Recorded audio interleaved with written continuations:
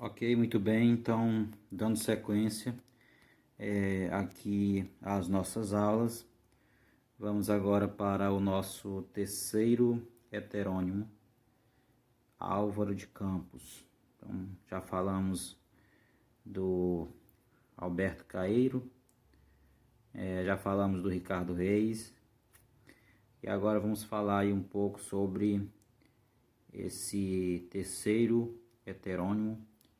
Lembrando que nós estamos falando sobre os três principais heterônimos do escritor Fernando Pessoa, tá? Escritor português Fernando Pessoa. Então essa nossa aula é aula 001, parte 4, certo? Então vamos falar aqui um pouquinho aqui sobre o Álvaro de Campos, um dos três principais heterônimos de Fernando Pessoa. Página 32. Os versos que você analisou na abertura deste capítulo, retirados do poema Ode Triunfal, apresentam por si um dos aspectos mais importantes da poesia de Álvaro de Campos. Qual é esse aspecto, né? No caso, a exaltação do futurismo. Futurismo, como já falei nas aulas presenciais, é uma corrente vanguardista, né? Então, é uma corrente vanguardista que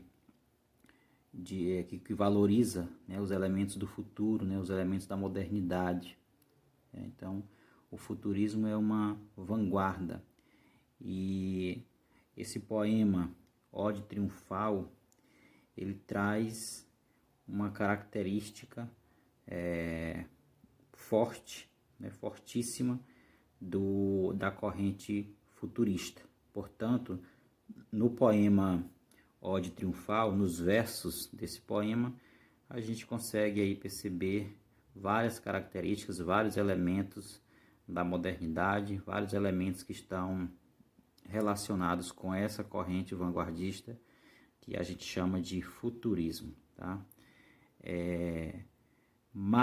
Continuando, mas é também desse contato com a vida frenética da cidade grande que decorrem outras facetas, ou seja, outras características da poesia, né? Da poesia de Álvaro de Campos. Então, sensação de inadaptação diante do mundo. Então, isso é uma das características que a gente pode encontrar, perceber na poesia do heterônimo Álvaro de Campos.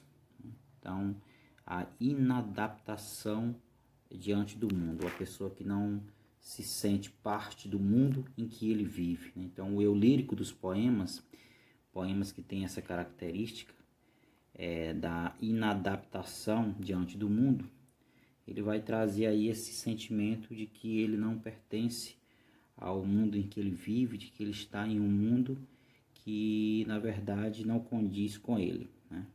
Então ele não se sente bem, não? Há uma falta de adaptação, daí o nome inadaptação, quer dizer, a pessoa não consegue, né, se adaptar à realidade em que vive, ao mundo em que vive. Então o eu lírico, nesse tipo de poema, ele não se sente à vontade no mundo em que ele vive, né?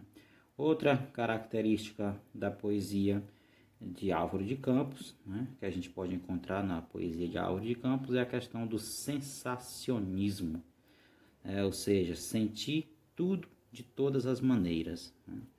É o descontrole sentimental, né? É o sensacionismo. Melancolia é uma outra característica aí da poesia de Álvaro de Campos.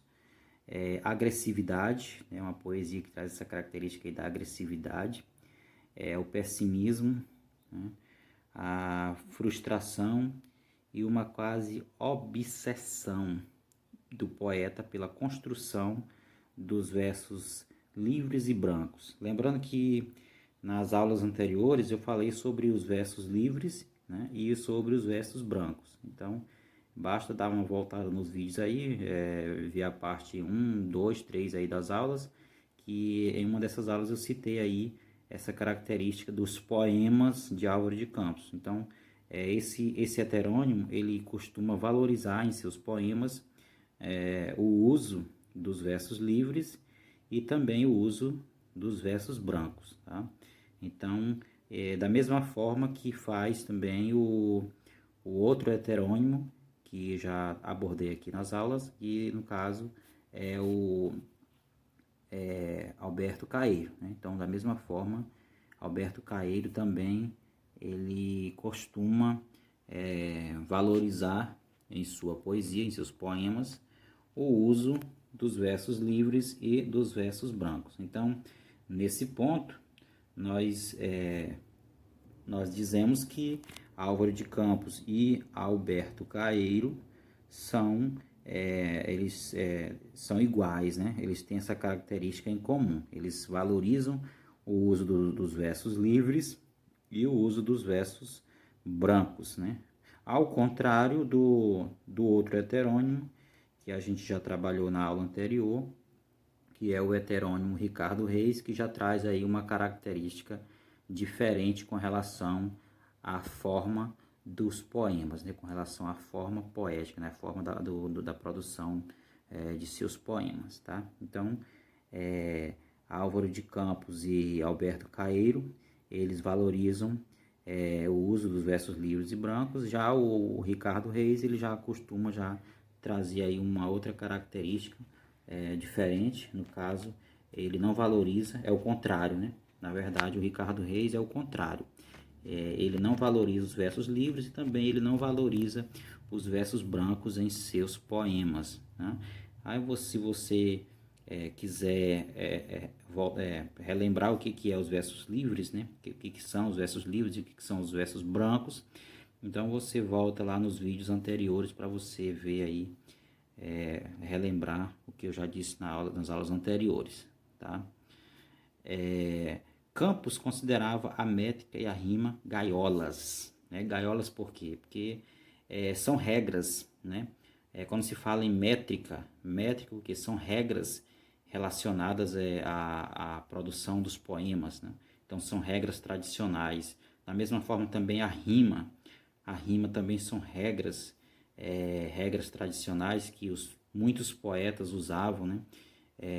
Valorizavam os poetas, principalmente os poetas mais tradicionais, mais antigos, costumavam valorizar essas regras, e todo poeta ele tinha em mente que seus poemas deveria respeitar a métrica e deveria ter aí a rima, né? Então, essa questão de métrica e rima está relacionada com regras tradicionais da produção de poemas. Então, para o Álvaro de Campos, estar preso a essas regras seria o mesmo que estar, né, preso, né, a uma gaiola, né? Então, por isso daqui o nome gaiola é um elemento, um símbolo, né, de prisão, né? Então, estar preso à métrica, né, estar preso a essas regras da rima, então significa, né, estar preso em uma gaiola, né? Então aqui ele cita o termo gaiola, gaiolas, para dar essa ideia de que essas regras são na verdade prisões, né? Então os poetas eles têm que se desprender, né? Os poetas devem se desprender dessas regras, né? Então dessas gaiolas, como ele mesmo cita aqui no nosso livro de língua portuguesa. E, bem, voltando aqui, quando se diz que o poema Ode Triunfal, ele exalta, né, o futurismo, como eu expliquei, ele traz elementos, né, relacionados à modernidade, elementos, características aí da corrente futurista, né? Eu já falei em aulas presenciais, já falei sobre o futurismo, sobre a corrente futurista. E agora a gente vai voltar aqui para o início do capítulo, né? Estamos aqui no capítulo 2, então eu vou voltar aqui para o início do capítulo para a gente relembrar, para a gente fazer aí uma pequena leitura aí do poema Ode Triunfal, né? Então, Ode Triunfal. A dolorosa luz das grandes lâmpadas elétricas da fábrica tenho febre e escrevo. Escrevo rangendo os dentes, fera para a beleza disto totalmente desconhecida dos antigos. Então aqui a gente já observa aqui no início do poema algumas características, alguns elementos, né, da modernidade, né, a questão da luz, né, das lâmpadas elétricas, aliás, né, a fábrica. E aqui a gente vê também uma característica que a gente citou ali anteriormente, que é aquela linguagem agressiva do Álvaro de Campos, né? Então, quando ele diz, tenho febre e escrevo rangendo os dentes, né? Então, essa maneira de falar, ela não é uma maneira delicada, romântica, pelo contrário, né? É uma linguagem mais agressiva, né? Tem um tom agressivo, tá? E ele continua, ó rodas, né? Ó engrenagens, né? R eterno, essa sequência de R que simboliza aí o barulho, né, das máquinas. Forte espasmo retido dos maquinismos em fúria, né, em fúria fora e dentro de mim, por todos os meus nervos dissecados fora. Então aqui mais uma vez a gente percebe essa característica da agressividade aqui da poesia de Álvaro de Campos. E essas características, né, que no caso aí são poemas que trazem elementos da modernidade, né? Fala sobre a luz elétrica, sobre as fábricas, né? Fala sobre esse tom agressivo, essa linguagem que tem um tom agressivo. Então, tudo isso daí é característica do futurismo, né? E, portanto, essas características estão aqui no poema de Álvaro de Campos, exemplificando que se trata de um poema que exalta o futurismo, ou seja, um poema que traz as características, que homenageia, né, os elementos da modernidade. Portanto, é um poema que está ligado ao futurismo, né? Então, exaltar o futurismo é trazer as características do futurismo, né? Abordar essas características, né? Então, quando o poema fala sobre aborda a questão da luz elétrica, dos elementos da modernidade, então isso significa que ele está exaltando, está aqui homenageando esses elementos que fazem parte aí, que simbolizam aí as características, representam as características do futurismo. Muito bem, e dando sequência, tenho os lábios secos, ó grandes ruídos modernos, de vos ouvir demasiadamente de perto, e arde minha cabeça de vos querer cantar com um excesso, né, de expressão de todas as minhas sensações, com um excesso contemporâneo de vós, ó máquinas. Então, quando a gente observando essa expressão, ó máquinas, então isso aí simboliza, isso aí mostra que a linguagem aqui do poema é justamente essa linguagem de homenagear, de exaltar, de falar bem, né? De falar bem sobre, falar das qualidades de um determinado objeto, de um determinado ser, né? Nesse caso aqui, não se trata de uma pessoa, de um animal, mas se trata de elementos da modernidade. Então, quando ele se refere, quando ele coloca essa mensagem, essa frase, essa expressão, ó máquinas, então aqui a gente percebe que claramente esse tom de homenagem, né, de exaltação, tá? Exaltar alguém, exaltar, homenagear, falar bem, né? Descrever as suas qualidades, né? Então, o poema ele tem esse objetivo principal, né? E daí vem o título Ode, né? Ode triunfal. Então, Ode se trata de um tipo de poema. Então, daqui a pouco a gente vai falar sobre esse tipo de poema que se chama Ode. Então, todo poema que se classifica como sendo uma ode, né? Um poema, um subgênero ode, é aquele poema que exalta, né? Que homenageia, que glorifica alguém ou alguma coisa, né? Então, nesse caso aqui do poema de Álvaro de Campos, o que está sendo homenageado, né? O que está sendo exaltado, o que está sendo glorificado, né? Na verdade, são elementos da modernidade, né? A luz elétrica, as fábricas, né? As máquinas, todos esses elementos, esses seres estão sendo aqui homenageados, né? Aqui nesse poema de Álvaro de Campos. Daí o motivo de ser um poema futurista, né? Ou seja, um poema que traz as características, um poema que apresenta as características do futurismo. Dando sequência aqui. Poder exprimir-me todo como um motor se exprime. Aqui mais uma vez a questão da linguagem, né? O tom agressivo, né? Aquela linguagem com tom agressivo, nada de romântico, nada de delicado aqui, né? Ele diz aqui, ser completo como uma máquina. Nesse caso aqui ele coloca aqui o desejo de ser como uma máquina. Então ele cultua, ele tem aquela admiração tamanha, né? Pela máquina, né? Pelo elemento máquina, que ele expressa aqui o seu desejo de ser como uma máquina, de ser completo como uma máquina, né? E aí o eu lírico continua: poder ir na vida triunfante com um automóvel último modelo, né? Então o automóvel aqui é um elemento também da modernidade. Poder ao menos penetrar-me fisicamente de tudo isto, né? Rasgar-me todo. Então mais uma vez aqui a gente percebe aí o tom agressivo, né? Aquela linguagem agressiva, né? Rasgar-me todo, abrir-me completamente, tornar-me impaciente a todos os perfumes de óleos e calores e carvões, né? Então esses elementos aqui presentes aí no ambiente das fábricas, né? Os perfumes de óleos, né? Que na visão aqui do eu lírico são perfumes, mas muitos, né, vão ter uma outra denominação, né? Vamos chamar de mau cheiro, né? Quer dizer, que o óleo fede, né? Mas aqui para o eu lírico não é mau cheiro, né? Não é na verdade é perfume, né? Quer dizer, ele sente, né? Ele sente não como algo, como um odor, como uma coisa que cheira mal, mas como perfume, né?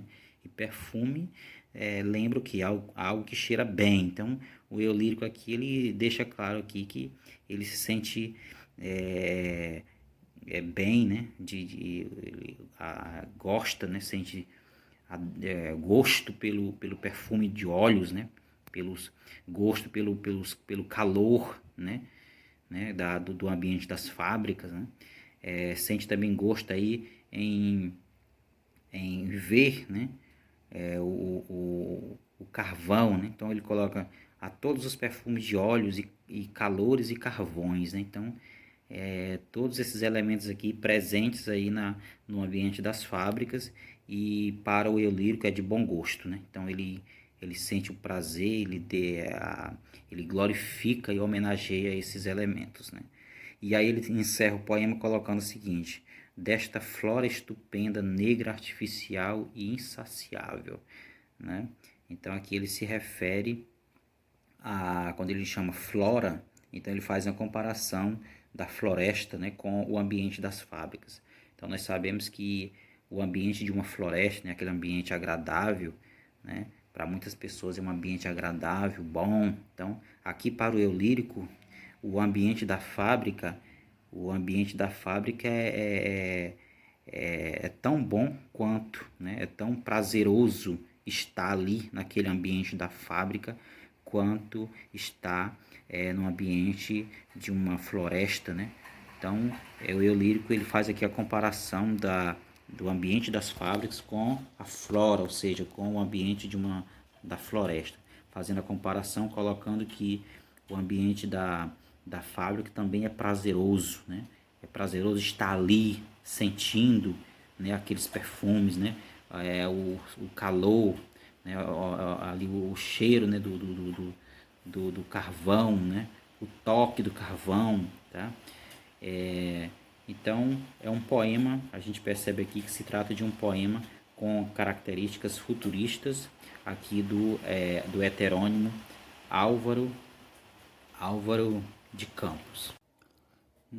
Muito bem, então um outro poema do Álvaro de Campos, aqui na página 33, traz também outras características, como a gente já citou, a questão da melancolia, né? O sentimento de inadaptação ao mundo, né? O pessimismo.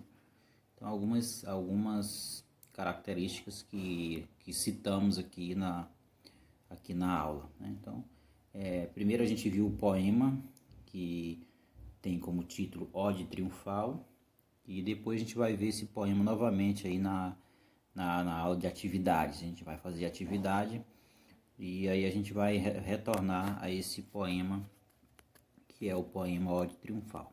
Agora a gente vai ler esse poema aqui, que é o título Poema em Linha Reta, né?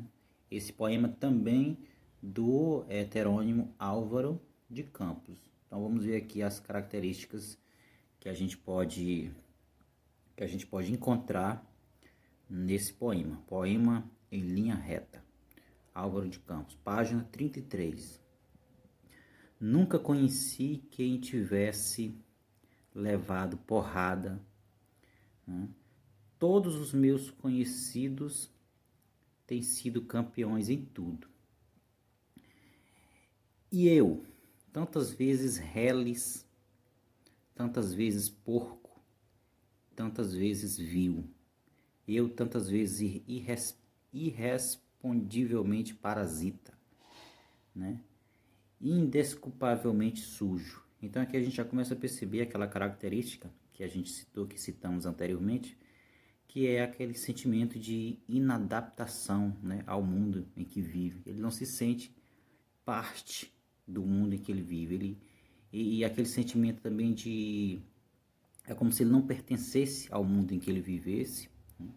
E aqui ele coloca as suas características, né? Ele se vê como alguém de péssimas qualidades, né? Então aqui ele usa aqui adjetivos, né? Sujo, porco, né? Vil, né? Parasita, né? Quer dizer, parasita é um ser que está em um lugar que não deveria, né? Então ele está ali trazendo prejuízos, né? E portanto ele se vê assim como um parasita, né? Quer dizer, ele é uma pessoa que se vê como alguém que traz prejuízos, né, aos seus semelhantes, né? Então é uma pessoa que não se sente à vontade, né, no meio em que ele vive. É uma pessoa que tem esse sentimento de pessimismo, né? Eu, que tantas vezes não tenho tido paciência para tomar banho, né? Eu, que tantas vezes tenho sido ridículo, absurdo, né?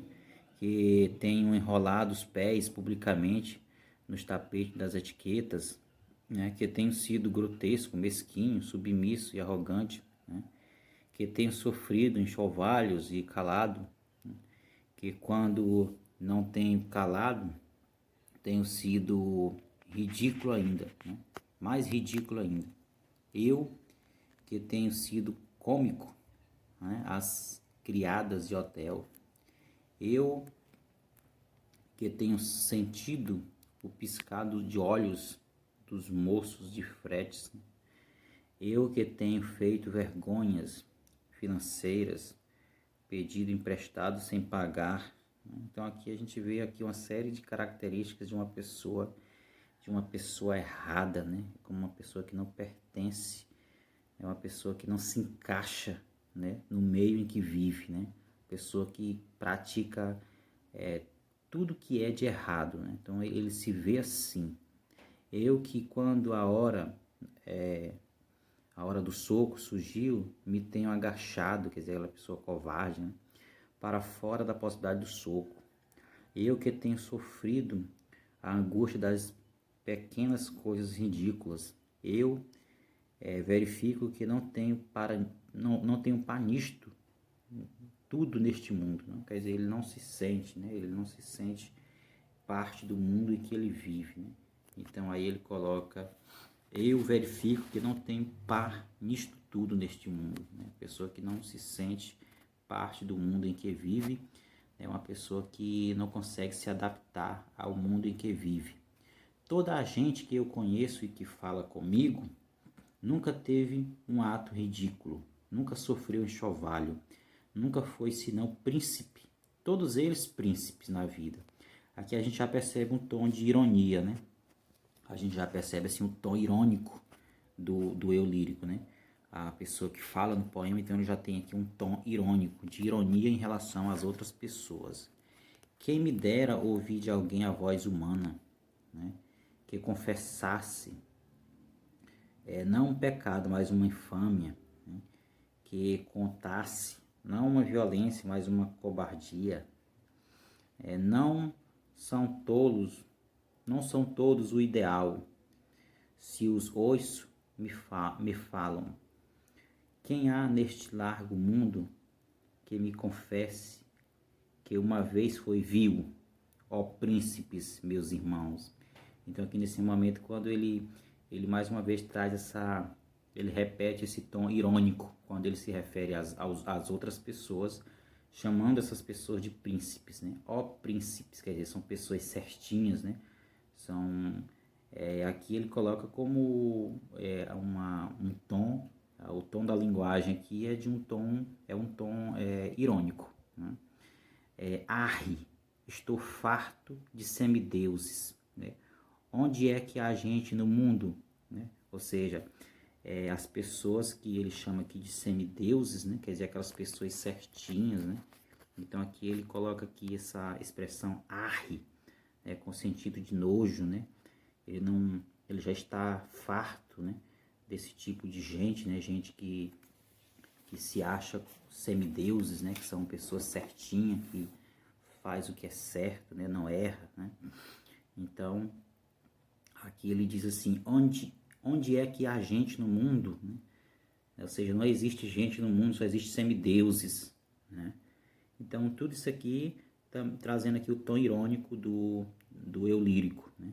E ele continua, então sou só eu que é vil e errôneo nesta terra, né? Quer dizer, é só ele que erra, é só ele que é vil, né? Vil é aquela pessoa de baixo nível, né? Aquela pessoa que não tem prestígio. Então aqui ele faz essa pergunta, é só ele que não presta nesse mundo? É só ele que erra nesse mundo, né? E as outras pessoas são certinhas, são semideuses, né? Então aqui ele faz aqui essa indagação, né? Então ele continua, poderão as mulheres não os terem amado, podem ter sido traídos, mas ridículos nunca. E eu, que tenho sido ridículo, sem ter sido traído, como posso eu falar com os meus superiores?